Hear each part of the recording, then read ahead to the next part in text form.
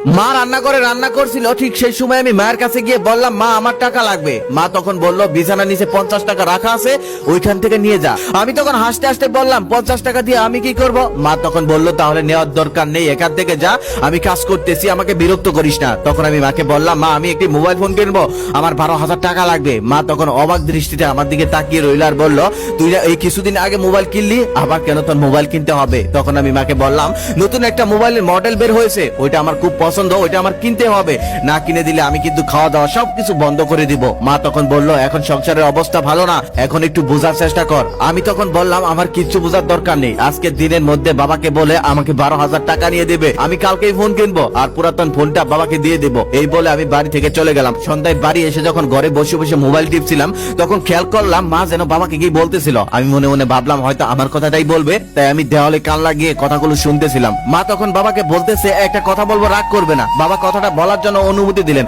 মা তখন বলতেছে, শুনেছো, তোমার ছেলে 7,000 টাকা জমিয়েছে শখের মোবাইল কেনার জন্য। বাবা তখন বলল, কিভাবে টাকা জমালো, ও টাকা পেলো কই? তখন মা বলতেছে, ওই যে আমরা দেই না হাত খরচের জন্য কিছু কিছু টাকা, সেটাই জমিয়েছে শখের মোবাইলটা কেনার জন্য। তবে মোবাইলটার দাম 12,000 টাকা, আর 5,000 টাকা তোমাকেই দিতে হবে।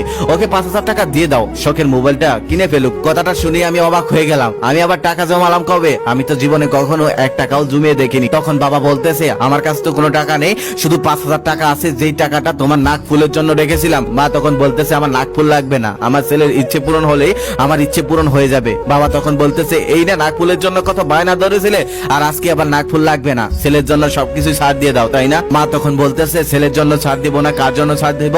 আমাদের ছেলে ছাড়া আর আছে কি? ছেলেই তো আমাদের সবকিছু। পরদিন সকালে বাবা আমার মাথায় হাত থেকে বলতেছে, আমার বাবা তো অনেক বড় হয়ে গেছে, টাকা জমাতে শিখে গেছে। এই বলে সে আমাকে 5,000 টাকা দিল।